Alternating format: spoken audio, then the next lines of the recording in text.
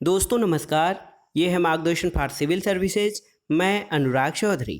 दोस्तों आज की वीडियो में हम सॉल्व करेंगे उत्तर प्रदेश माध्यमिक शिक्षा सेवा चयन बोर्ड द्वारा आयोजित टीजीटी पीजीटी परीक्षा नागरिक शास्त्र का प्रैक्टिस सेट। दोस्तों ये वीडियो टीजीटी सामाजिक विज्ञान और पीजीटी यानी प्रवक्ता परीक्षा नागरिक शास्त्र के साथ साथ गवर्नमेंट इंटर कॉलेज प्रवक्ता, गवर्नमेंट डिग्री कॉलेज, उच्चतर शिक्षा असिस्टेंट प्रोफेसर, एलटी ग्रेड, केंद्रीय विद्यालय संगठन और नेट जेआरएफ राजनीति विज्ञान के लिए बहुत ही उपयोगी है। तो आइए सॉल्व करते हैं आज का प्रैक्टिस सेट। दोस्तों आज के प्रैक्टिस सेट का जो पहला प्रश्न है, देखिए, प्राचीन भारतीय राजनीतिक चिंतन से है। प्रश्न है कि राजा द्वारा धर्म के विरुद्ध किया गया दंड लोक में उसकी अपकीर्तिका और मृत्यु के बाद उसके नरक गमन का कारण बनता है। ये कथन किसका है? ऑप्शन है मनु, कौटिल्य, मैकियावेली या फिर हाब्स। तो दोस्तों सही उत्तर है ये कथन भारतीय राजनीतिक चिंतक मनु का है। दोस्तों मनु का मानना है कि धर्म, राज्य और दंड परस्पर संबद्ध हैं और राज्य दंड की शक्ति का प्रयोग इस प्रकार करे कि सभी व्यक्ति चार पुरुषार्थ यानी धर्म, अर्थ, काम और मोक्ष की प्राप्ति कर सकें। और मनु का कहना है कि राजा द्वारा धर्म के विरुद्ध दिया गया दंड लोक में उसकी अपकीर्तिका और मृत्यु के बाद उसके नरक गमन का कारण बनता है। अगला प्रश्न है प्राचीन भारत का मैकियावेली किसे कहा जाता है? तो इसमें ऑप्शन बताने की जरूरत नहीं है। कौटिल्य को प्राचीन भारत का मैकियावेली कहा जाता है। दोस्तों प्राचीन भारतीय चिंतन में कौटिल्य का महत्वपूर्ण स्थान है। कौटिल्य एक यथार्थवादी विचारक और व्यवहारिक राजनीतिज्ञ था।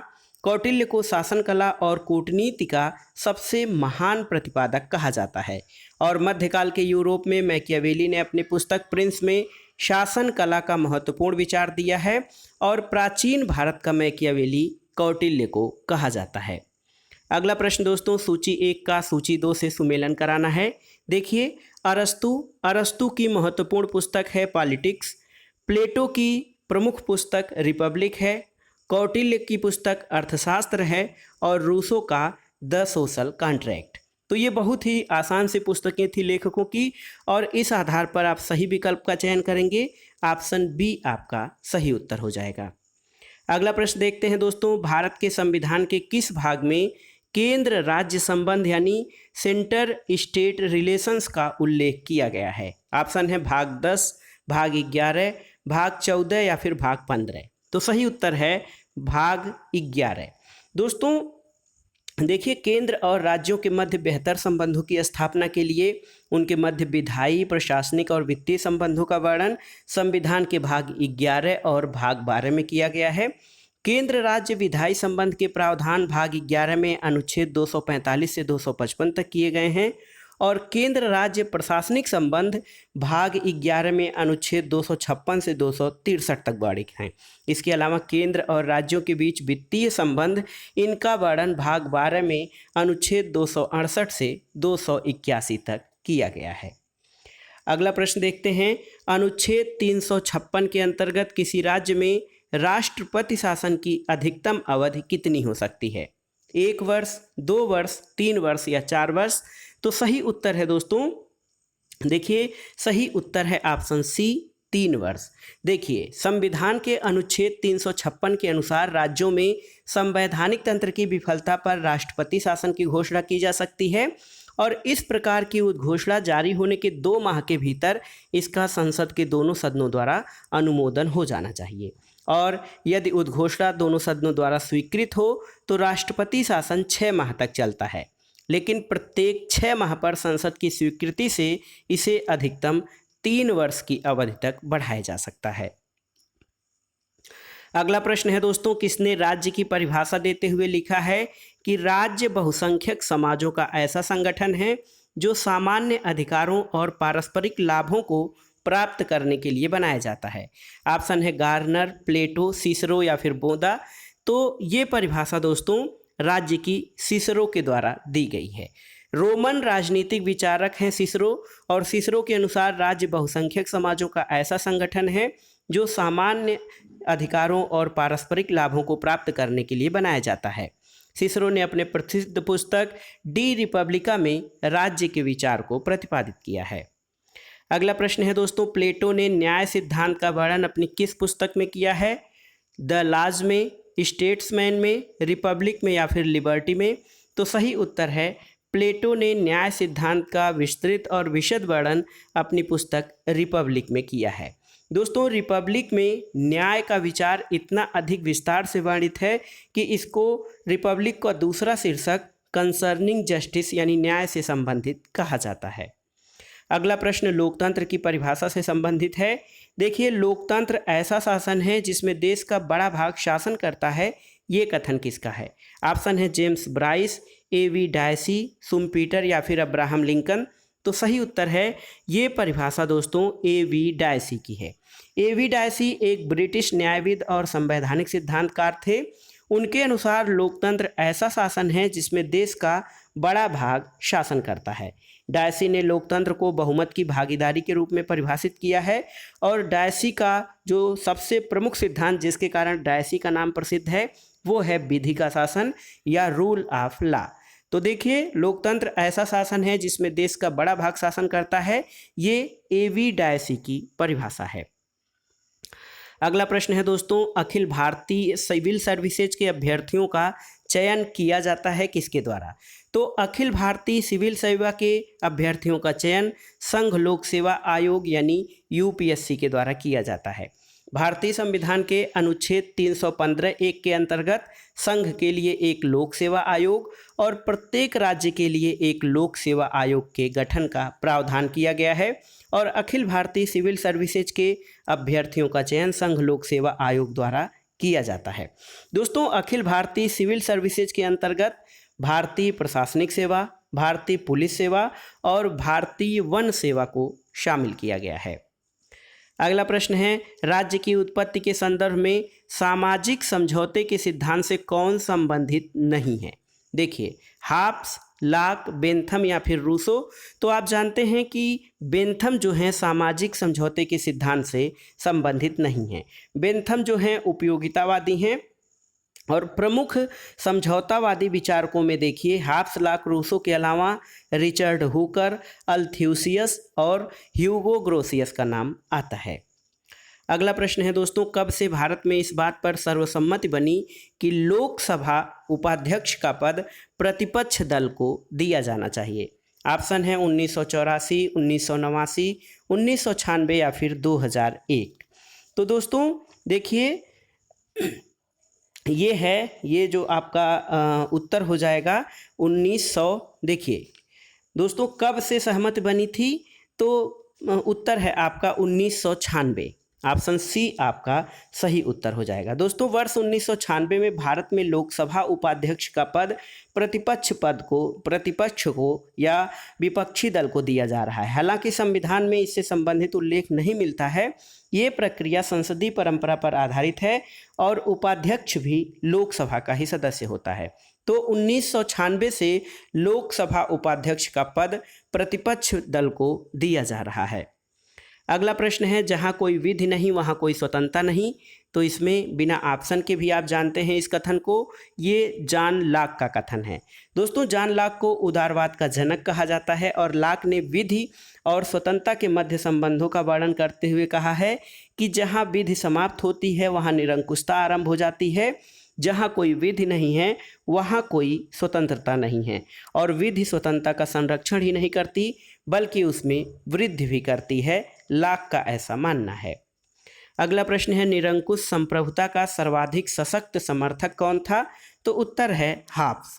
हॉब्स निरंकुश संप्रभुता का सर्वाधिक सशक्त समर्थक था और वह राज्य को अपरिमित संप्रभुता प्रदान करता है। उसके कानूनों को मानना नागरिकों के लिए अनिवार्य बना देता है और हॉब्स का महत्वपूर्ण कथन है कि तलवार के बिना संविधाएं केवल शब्द मात्र हैं। तो निरंकुश संप्रभुता का समर्थक हॉब्स है।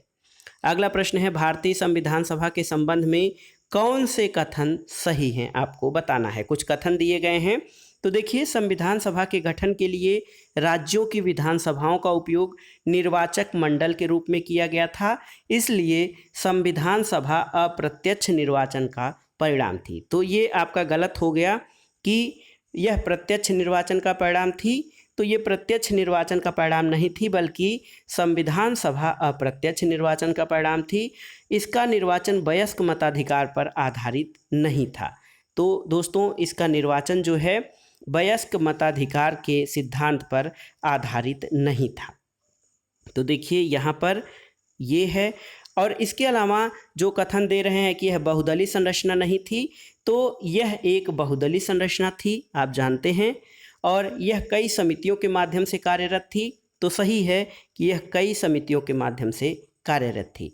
तो इस आधार पर भारतीय संविधान सभा के संबंध में जो सही उत्तर हो जाएगा ऑप्शन ए 1 और 4। दोस्तों भारतीय संविधान सभा के संबंध में जो सही है उसमें यह है कि यह वयस्क मताधिकार पर आधारित नहीं थी, और दूसरी बात ये कि यह कई समितियों के माध्यम से कार्य करती थी।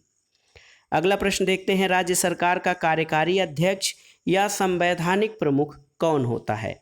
तो भारत में संसदात्मक शासन व्यवस्था को अपनाया गया है और वही प्रक्रिया राज्यों में भी है।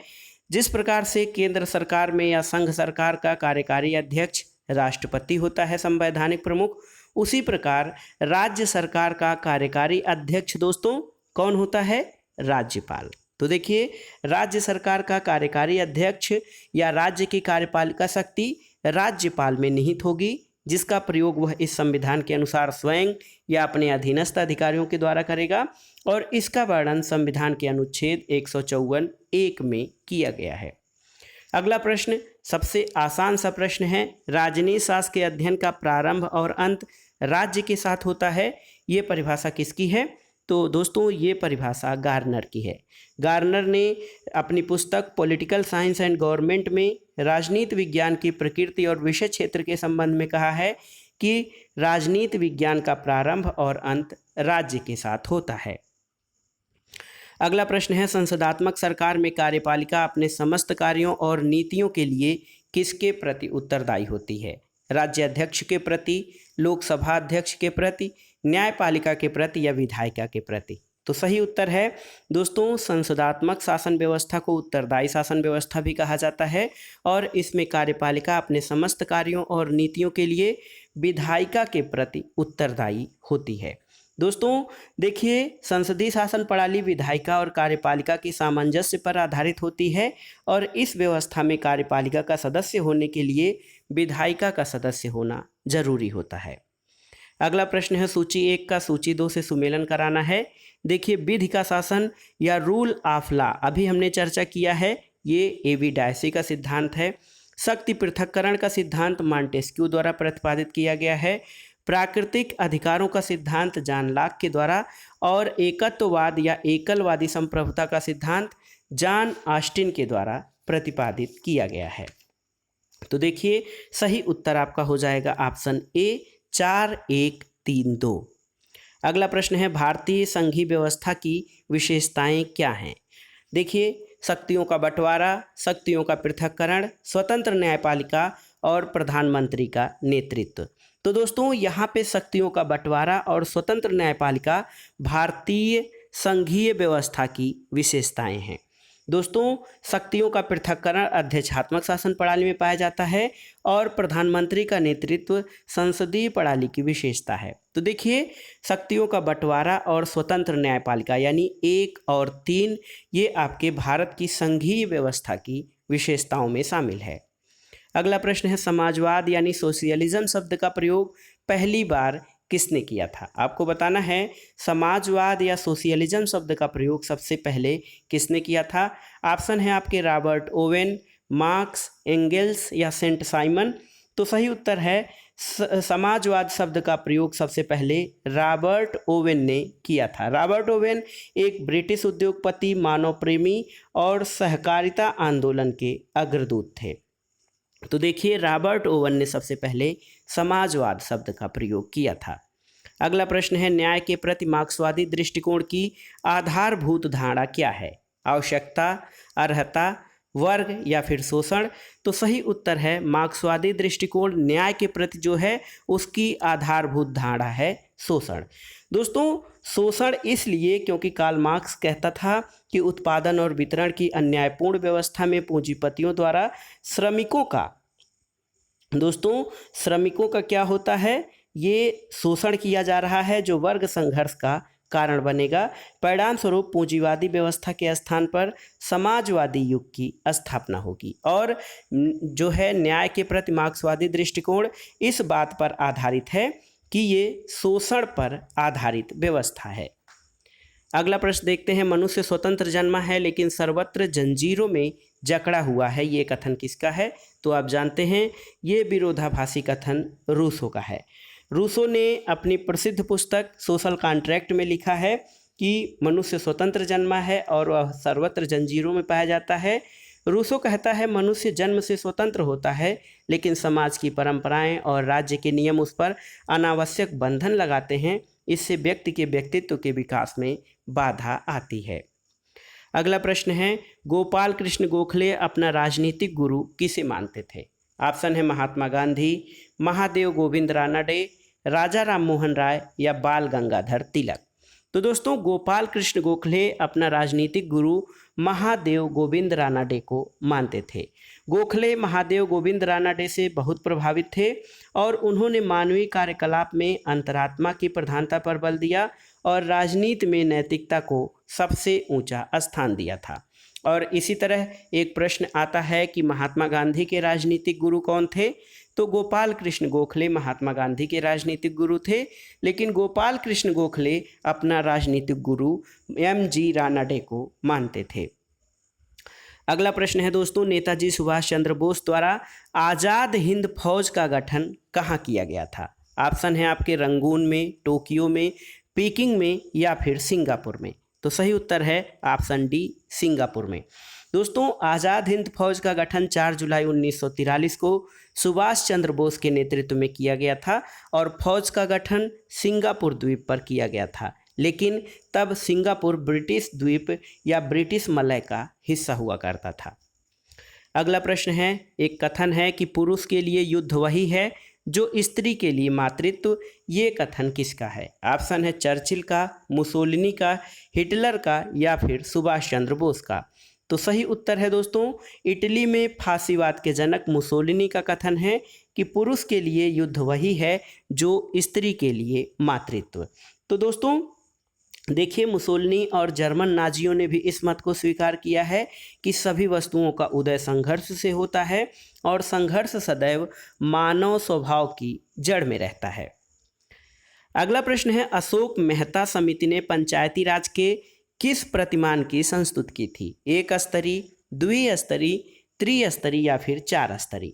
तो सही उत्तर है पंचायती राज से संबंधित अशोक मेहता समिति ने दोस्तों इसने पंचायती राज के द्विस्तरीय मॉडल की संस्तुति की थी, जिसमें जनपद स्तर पर जिला परिषद और 15,000 से 20,000 की जनसंख्या वाले गांवों के समूह पर मंडल पंचायत के गठन का प्रावधान था।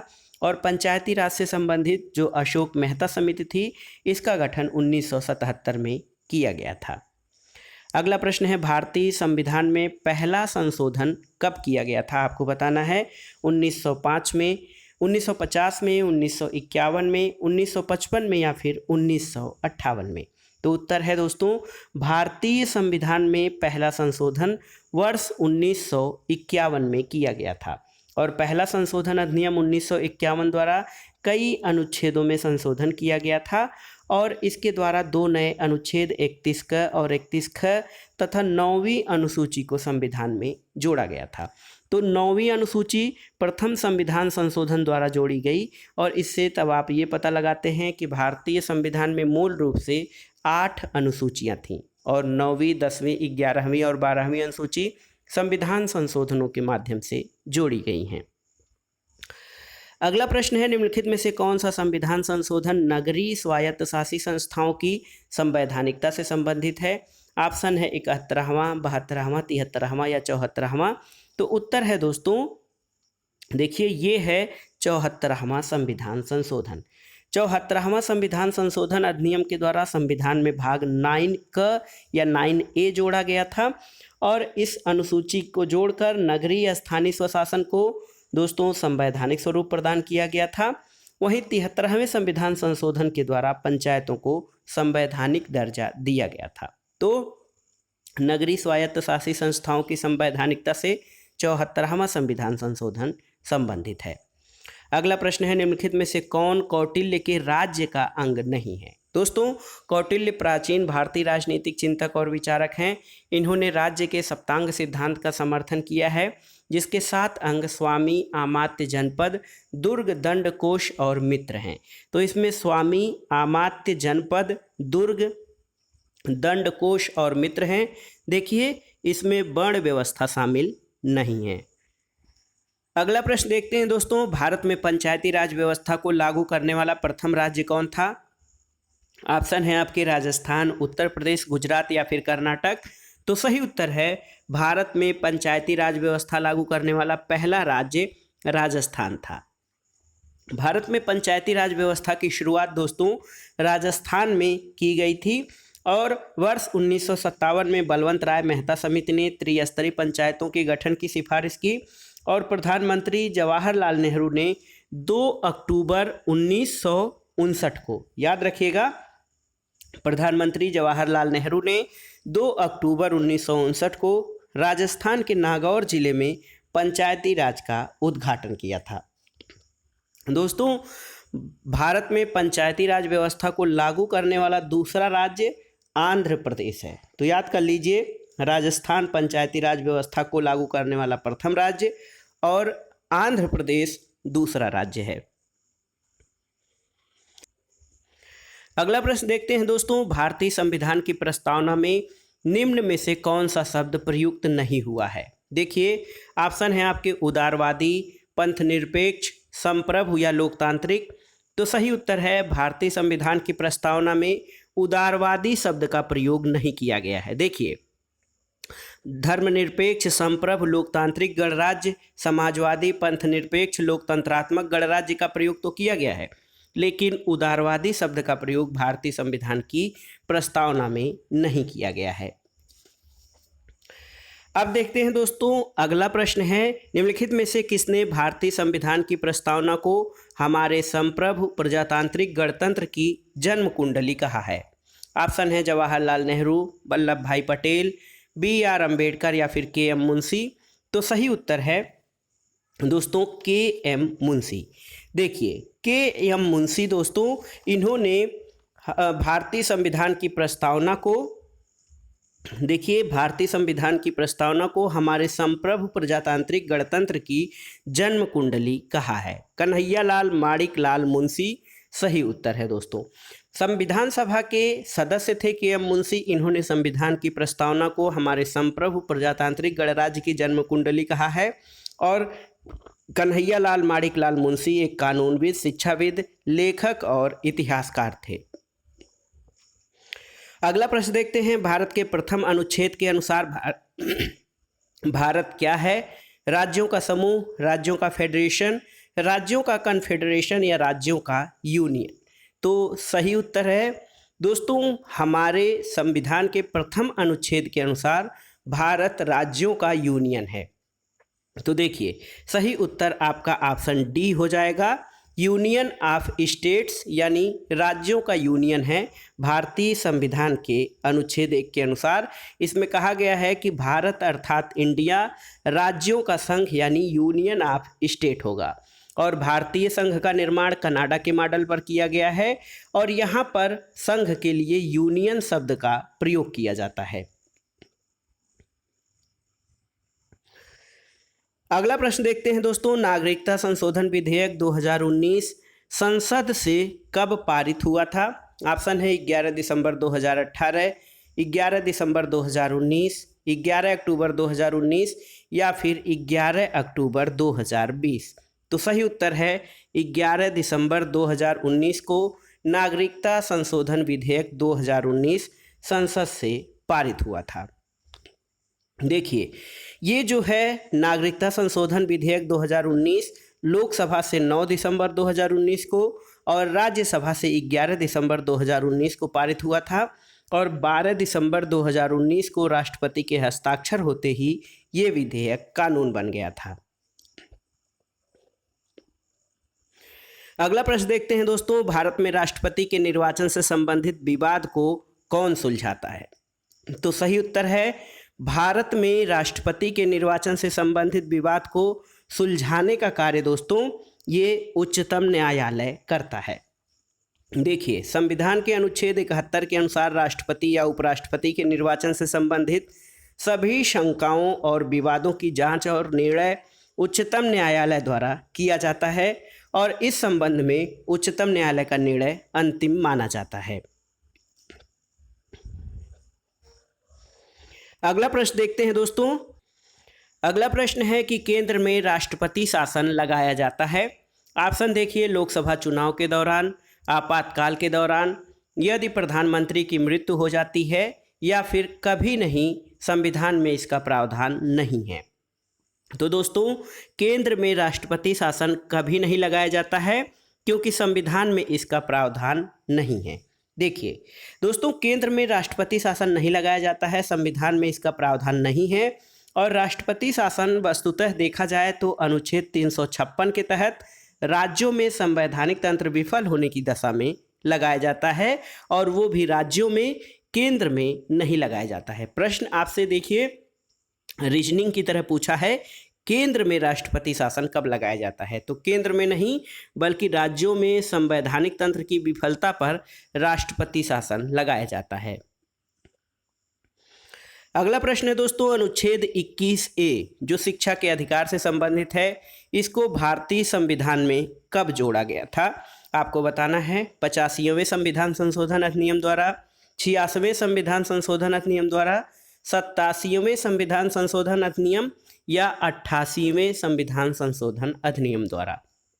तो सही उत्तर है दोस्तों अनुच्छेद 21A जो शिक्षा के अधिकार से संबंधित है, इसको भारतीय संविधान में 86वें संविधान संशोधन अधिनियम 2000 कौन सा वर्ष है 2002 के द्वारा अंतः स्थापित किया गया था। और इसमें ये प्रावधान किया गया है कि 6 से 14 वर्ष के बच्चों के लिए अनिवार्य और निःशुल्क शिक्षा को मौलिक अधिकार के रूप में मान्यता दी गई है। अगला प्रश्न है दोस्तों, निम्नलिखित में से किसको डॉक्टर अंबेडकर ने संविधान का हृदय और आत्मा कहा है? ऑप्शन है समता का अधिकार, शोषण के विरुद्ध अधिकार, संवैधानिक उपचारों का अधिकार और धार्मिक स्वतंत्रता का अधिकार। तो सही उत्तर है डॉक्टर भीमराव अंबेडकर ने अनुच्छेद 32 यानी संवैधानिक उपचारों के अधिकार को संविधान की हृदय और आत्मा कहा है। उनका कहना है कि यदि मुझसे पूछा जाए कि संविधान में कौन सा विशेष अनुच्छेद सबसे महत्वपूर्ण है जिसके बिना यह संविधान शून्य हो जाएगा, तो मैं इसके सिवाय किसी दूसरे अनुच्छेद का नाम नहीं लूँगा। यह संविधान की आत्मा है। अगला प्रश्न है दोस्तों, आमंड और पावेल द्वारा किए गए दबाव समूहों के वर्गीकरण में क्या शामिल नहीं है? ऑप्शन देखिए, संस्थात्मक दबाव समूह, सांविधानिक दबाव समूह, समुदायात्मक दबाव समूह या असमुदायात्मक दबाव समूह। तो सही उत्तर है ऑप्शन बी, सांविधानिक दबाव समूह। दोस्तों, आमंड और पावेल ने जो दबाव समूहों का विवरण या वर्गीकरण किया है उसमें संस्थात्मक दबाव समूह, समुदायात्मक दबाव समूह, असमुदायात्मक और प्रदर्शनात्मक दबाव समूह हैं। उसमें सांविधानिक दबाव समूह का कोई वर्गीकरण नहीं किया गया है। अगला प्रश्न है दोस्तों, निम्नलिखित में से कौन सा वर्ग षाड्गुण्य का भाग नहीं है? संधि विग्रह, यान आसन, द्वैधिभाव संधि या षड्यंत्र पंचशील। तो सही उत्तर है दोस्तों षाड्गुण्य में षड्यंत्र और पंचशील शामिल नहीं है आपके। देखिए, प्राचीन भारतीय राजनीतिक चिंतक कौटिल्य ने अंतर्राष्ट्रीय राजनीति के विश्लेषण में यथार्थवाद को प्रमुख माना और राज्य में 6 नीतियों का वर्णन किया जिसे षाड्गुण्य कहा जाता है। इसमें संधि विग्रह, यान, आसन, संश्रय, द्वैधिभाव शामिल हैं और इनको संयुक्त रूप से षाड्गुण्य नीति कहा जाता है। इसमें षड्यंत्र और पंचशील को शामिल नहीं किया गया है। अगला प्रश्न है, संविधान का वह खंड जो राष्ट्रीय शांति और सुरक्षा के प्रति राज्य की जिम्मेदारी के बारे में बताता है वो किस भाग में है? ऑप्शन है मौलिक अधिकार, प्रस्तावना, राज्य के नीति निर्देशक सिद्धांत या फिर मौलिक कर्तव्य। तो सही उत्तर है दोस्तों, देखिए, भारतीय संविधान के भाग 4 के अंतर्गत अनुच्छेद 51 में अंतर्राष्ट्रीय शांति और सुरक्षा की अभिवृद्धि के लिए जो प्रयास हैं उसको किए जाने की बात कही गई है।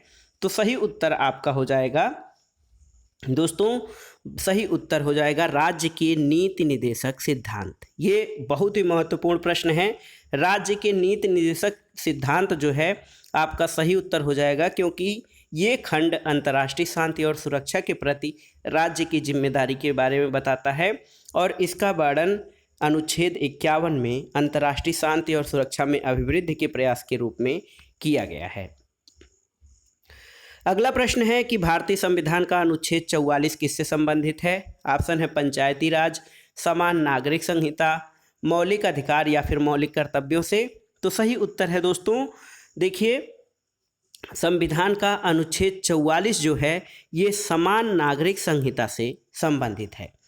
दोस्तों समान नागरिक संहिता ये जो है इसमें देखिए कि अनुच्छेद 44 में कहा गया है कि राज्य भारत के समस्त राज्य क्षेत्र में नागरिकों के लिए एक समान सिविल संहिता प्राप्त कराने का प्रयास करेगा और अनुच्छेद 44 जो है ये राज्य के नीति निर्देशक तत्वों के अंतर्गत आता है, क्योंकि अनुच्छेद 36 से 51 इसमें राज्य के नीति निर्देशक तत्वों का वर्णन संविधान के भाग 4 में किया गया है।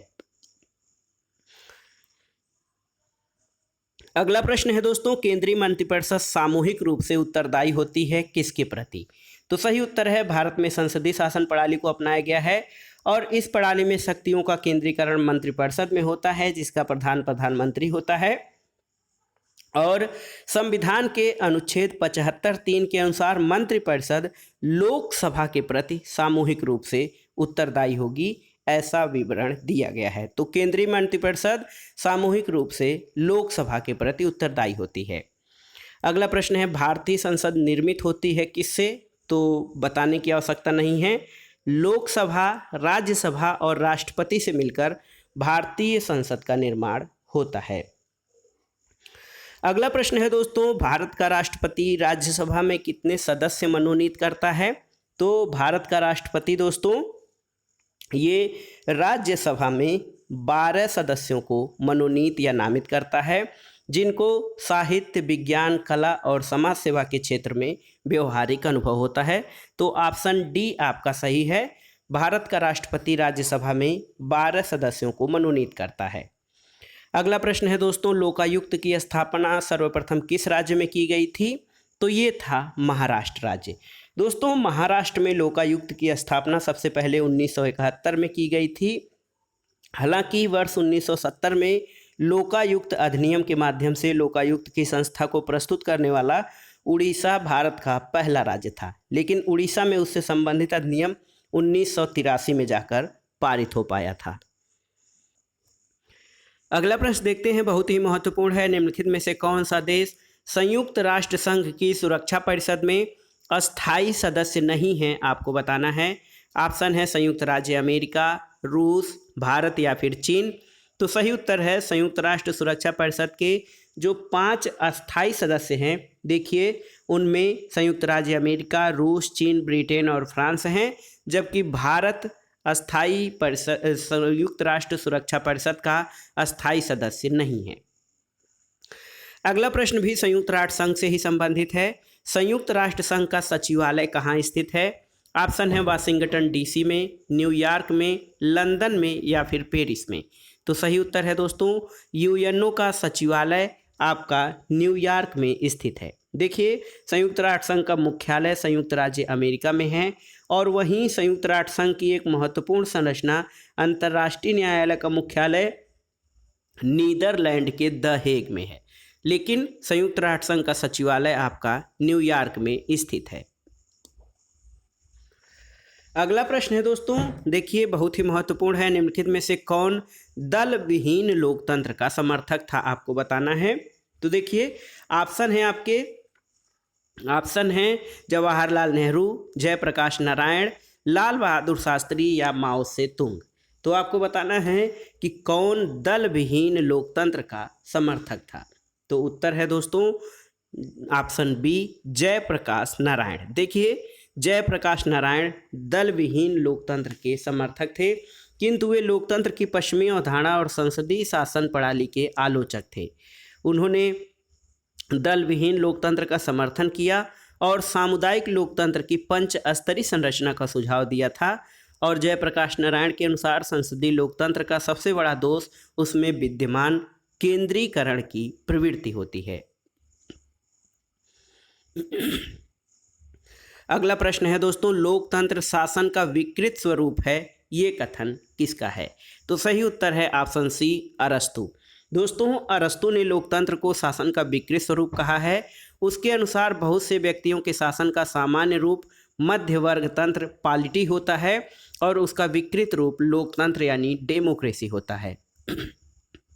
और अरस्तु ने दोस्तों लोकतंत्र शब्द का प्रयोग भीड़ तंत्र या मोबोक्रेसी के रूप में किया है।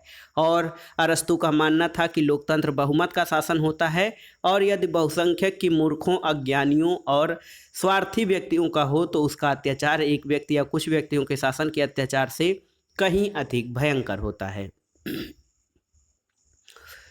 अगला प्रश्न देखते हैं, संपत्ति का अधिकार है वैधानिक अधिकार, मौलिक अधिकार, प्राकृतिक अधिकार या इनमें से कोई नहीं? तो सही उत्तर है संपत्ति का मौलिक अधिकार एक वैधानिक अधिकार है। दोस्तों, 44वें संविधान संशोधन अधिनियम 1978 के द्वारा संपत्ति के अधिकार को मौलिक अधिकारों की सूची से हटाकर भाग 12 के अध्याय 4 में अनुच्छेद 300 क में जगह दिया गया है और वर्तमान में संपत्ति का अधिकार एक वैधानिक या विधिक अधिकार या फिर कानूनी अधिकार है, मौलिक अधिकार नहीं।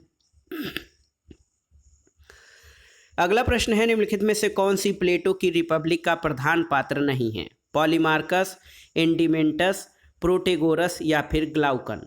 तो सही उत्तर है प्राचीन यूनानी विचारक प्लेटो ने अपनी पुस्तक रिपब्लिक में न्याय का विस्तृत वर्णन किया है और न्याय का वर्णन करने से पहले तत्कालीन यूनानी समाज में प्रचलित न्याय सिद्धांत का खंडन करता है। दोस्तों, उसके समय में जो न्याय सिद्धांत थे उसमें सिफालिस, पॉलीमार्कस, थ्रेसिमेकस, ग्लाउकान थे और प्रोटेगोरस प्लेटो की रिपब्लिक का प्रधान पात्र नहीं है। ऑप्शन सी आपका सही उत्तर हो जाएगा। अगला प्रश्न है, कौन एक व्यक्तिवाद का समर्थक नहीं है? ऑप्शन है ग्राहम वालास, हेयक, GDH कोल या स्पेंसर?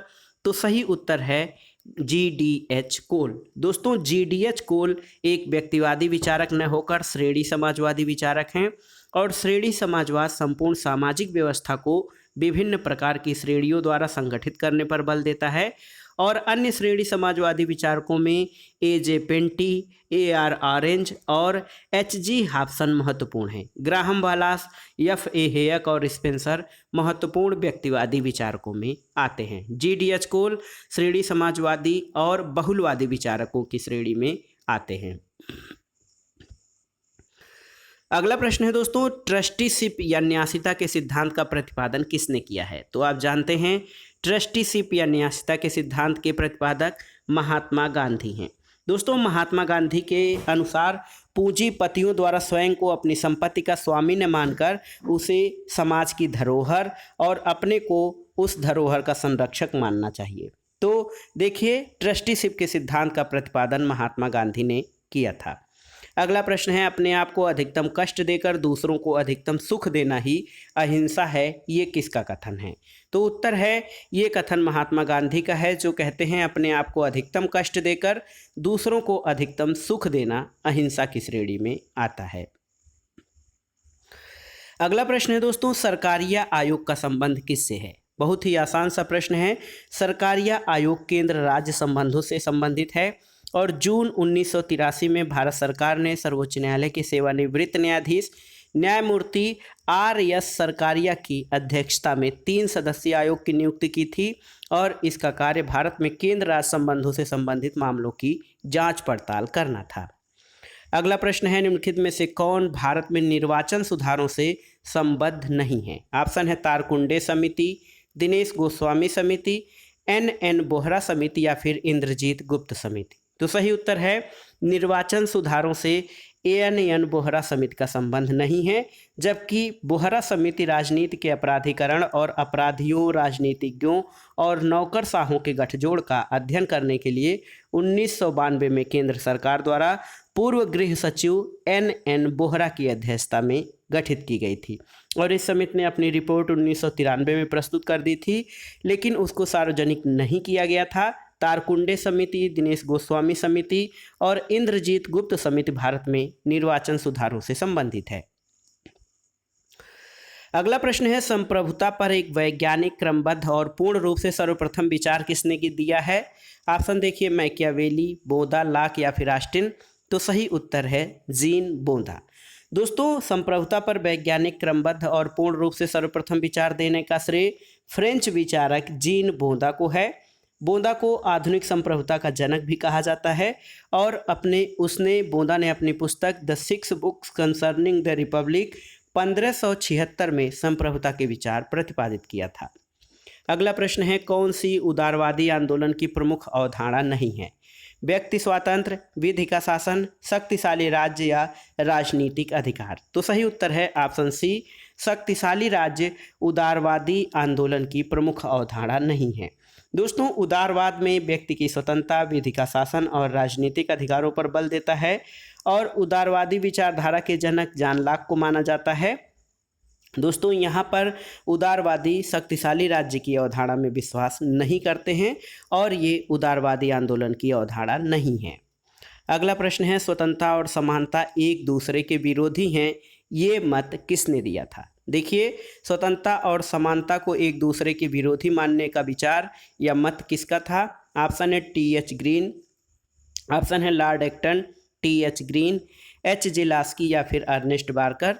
तो दोस्तों, स्वतंत्रता और समानता को एक दूसरे के विरोधी मानने वाले विचारकों में लॉर्ड एक्टन महत्वपूर्ण है। लॉर्ड एक्टन ने कहा है कि समानता की आशा ने स्वतंत्रता को निष्फल बना दिया है और इसके अलावा फ्रांसीसी विचारक एलेक्से डी टाकविल भी स्वतंत्रता और समानता को एक दूसरे का विरोधी मानते हैं, जबकि T H. Green, Laski, Ernest Barker ये सभी लोग स्वतंत्रता और समानता को एक दूसरे का पूरक मानते हैं। अगला प्रश्न है दोस्तों, मंडल आयोग या मंडल कमीशन का संबंध किससे है? तो सही उत्तर है मंडल कमीशन पिछड़ी जातियों से संबंधित है। बिहार के पूर्व मुख्यमंत्री बिंदेश्वरी प्रसाद मंडल की अध्यक्षता में द्वितीय पिछड़ा वर्ग आयोग का गठन 1979 में किया गया था और मंडल आयोग ने अपनी रिपोर्ट 1980 में प्रस्तुत की थी। इस आयोग ने जाति को पिछड़ेपन का आधार मानते हुए सामाजिक, शैक्षिक और आर्थिक पिछड़ेपन के 11 मापदंड प्रस्तुत किए थे। इस आयोग की सिफारिश पर पिछड़े वर्गों के लिए 27% आरक्षण का प्रावधान किया गया था। अगला प्रश्न और इस वीडियो का आखिरी प्रश्न है, पीआईएल से जुड़े व्यक्ति कौन हैं? देखिए, न्यायमूर्ति भगवती, न्यायमूर्ति वेंकट चलैया, न्यायमूर्ति आर्यन मिश्र या न्यायमूर्ति संतोष हेगड़े। तो सही उत्तर है पीआईएल या पब्लिक इंटरेस्ट लिटिगेशन, जिसको जनहित याचिका कहा जाता है, उससे संबंधित व्यक्ति न्यायमूर्ति पी.एन. भगवती हैं। ऑप्शन ए आपका सही है। दोस्तों, भारत में जनहित विवादों के अग्रणी न्यायाधीश न्यायमूर्ति वी.आर. कृष्ण अय्यर और न्यायमूर्ति पी.एन. भगवती को माना जाता है। जनहित याचिका का तात्पर्य है लोकहित के मामले का कोई व्यक्ति या संगठन किसी तृतीय पक्ष का जिसके मौलिक अधिकारों का हनन हुआ हो, अनुच्छेद 32 के तहत सर्वोच्च न्यायालय में और 226 के तहत उच्च न्यायालय की शरण ले सकता है और एक साधारण पोस्ट कार्ड में भी उसकी याचिका को स्वीकार करके सुप्रीम कोर्ट उसकी सुनवाई करेगा। तो देखिए, ये था आज का वीडियो। टीजीटी सामाजिक विज्ञान के अंतर्गत नागरिक शास्त्र और पीजीटी यानी प्रवक्ता परीक्षा के नागरिक शास्त्र के लिए बहुत ही महत्वपूर्ण प्रश्नों का प्रैक्टिस सेट। दोस्तों, इस प्रैक्टिस सेट में जो प्रश्न थे उनका स्टैंडर्ड बहुत हाई नहीं था, सामान्य थे, लेकिन आपको परीक्षा में सामान्य और साधारण प्रश्नों को भी गलत नहीं करना है, तभी आप अपनी सफलता को सुनिश्चित कर सकते हैं। बहुत ही आराम से आप प्रश्नों को पढ़ें और सोच समझकर उत्तर दें ताकि कोई भी आसान या कठिन प्रश्न गलत न होने पाए। वीडियो आपको कैसा लगा हमें कमेंट बॉक्स में ज़रूर बताइएगा। वीडियो को लाइक करें, शेयर करें और इस चैनल मार्गदर्शन फॉर सिविल सर्विसेज को सब्सक्राइब करें। वीडियो देखने के लिए धन्यवाद दोस्तों, नमस्कार।